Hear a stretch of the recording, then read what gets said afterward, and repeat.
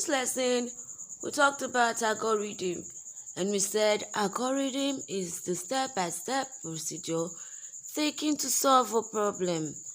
We did not just discuss about algorithm, we also talk about the examples of algorithm. We said we have examples of algorithm like making a cup of tea, algorithm for washing the hands, algorithm for Peter's Saturday's activity, algorithm to show kids activity from 8 p.m. to 7 a.m. and also algorithm for a business woman. Let's see our content for today. Our content for today is programming shapes. We'll be talking about programming shapes, how we can use the programming shapes to make a flowchart, and also we'll be talking about types of programming shapes. We have different types of programming shapes, so we'll be talking about them one after the other. So I want you to pay a close attention to this lesson. First thing we'll be talking about here is programming shape. Now, when we say programming shapes are flowchart symbols that allow programmers represent the flowchart and control structure of a program. Now, you heard programmer. A programmer is a person who creates computer programs like software developer, software engineer. So programming shapes are shapes that help us to prepare a flow chart. I will say it again. Programming shapes are shapes that help us to prepare a flow chart. That's why we'll say programming shapes are flowchart symbols that allow programmers to represent the flow and control structure of a program. These shapes, which allows the programmer to connect activities on the flowchart.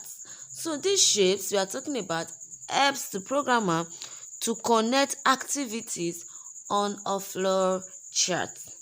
There are different types of programming shapes.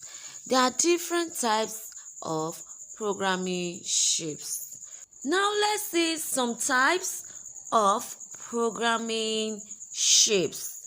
Don't forget, the programming shapes helps us to prepare a flowchart. You can see some types of programming shape. The first one here, we have the start, which is also known as the end. We have the process. Then we also have the input and output. We have the display. We have the decision. We have the connector. These shapes help to prepare a flowchart. These shapes help the programmer to prepare a flowchart. Don't forget, a programmer is a person who creates computer programs, which is known as software developer or software engineer.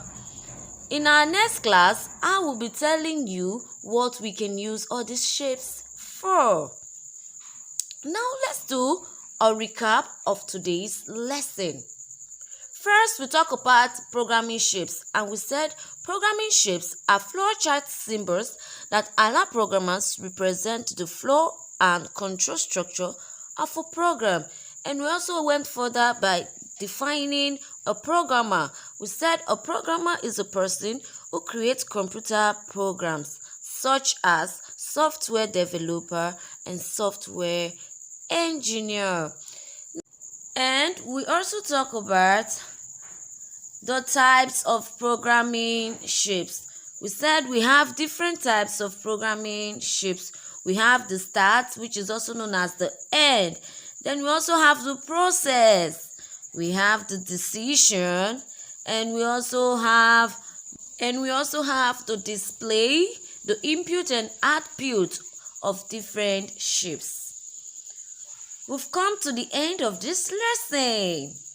I can't wait to see you in my next class, where we'll be explaining on how to use the shapes and also on how to use the shapes to make a flow chart. It's time to say goodbye.